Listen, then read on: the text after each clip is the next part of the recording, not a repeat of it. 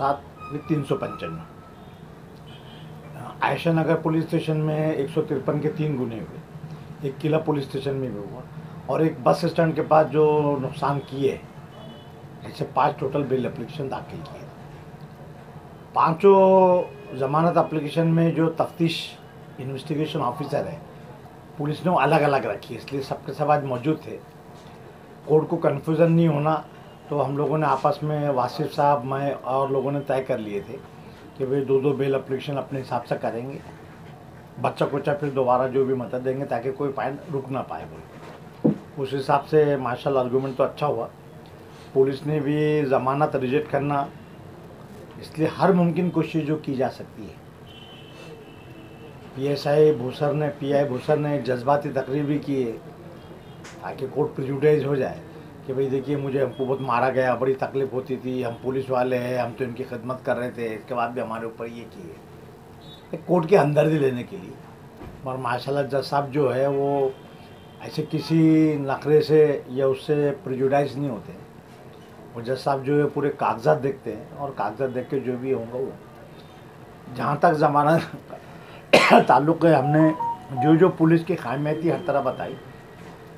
देखिए पुलिस ने जो 2 बड़े CR किए जिसमें 35 आदमी लिए, अगर FIR का मायना किया जाए तो एक में ऐसा बताया, पौरा जो पुलिस इंस्पेक्टर पुलिस कांस्टेबल है उसने सारे इल्ज़ाम सिर्फ जाहिद कच्ची नामी एक शख्स है उसके ख़िलाफ़ दिए है कि भाई ये 1000-1500 का माव आया था, ये लोगों ने पेल्टिंग स्टोन किए, जाहिद कच्ची ने मेरे जेब में पैसे निकालने की कोशिश की, मोबाइल निकाल लिया और 1500 रुपये ले लिए, इसलिए 395। अब ये 395 जो टेक्निकल ऑफेंस आप देख सकते इतनी गर्दी है, गर्दी में वो कर रहे हैं, पुलिस का बंदोबस्त रहता है और कोई आदमी किसके जेब में हाथ डालेगा, कोई पॉकेट मार रहता है तो निकाल के चले जाता, अलग बात है।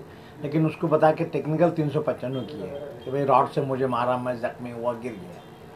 तो पूरे FIR में 1400-1500 लोगों का हवाला दिया गया, लेकिन रोल सिर्फ इंशाल्लाह उम्मीद है। लेकिन क्या है देखिए 5 CR एक साथ आर्गूमेंट की नोयत अलग अलग रहती है, मुलजिम ज़्यादा है, किसका रोल है, अदालत के पास और भी काम रहते हैं बहुत ज़्यादा। तो अदालत के पास जब इतनी बड़ी फाइल दी है बारीकी से अदालत पड़ेगा।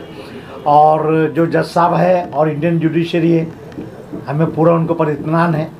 जज साहब भी जो है कम से कम ये जज साहब जो है बहुत बारीकी से पढ़ते हैं, मुताला करते हैं, ऐसे नहीं कि चलो देना है तो एग्ज़ाम बना लिए, नहीं देना तो एग्ज़ाम बना दिए, ऐसी बात नहीं। इसलिए हम पूरी उम्मीद है। लेकिन अदालत को भी अब हम लोग तो बहस करते हैं, 15 दिन से आर्गूमेंट करते आ रहे हैं, एक चीज़ मालूम, ये चीज़ जज साहब को नहीं मालूम, मौजूद जज को आज पहली बार उन्होंने सुने।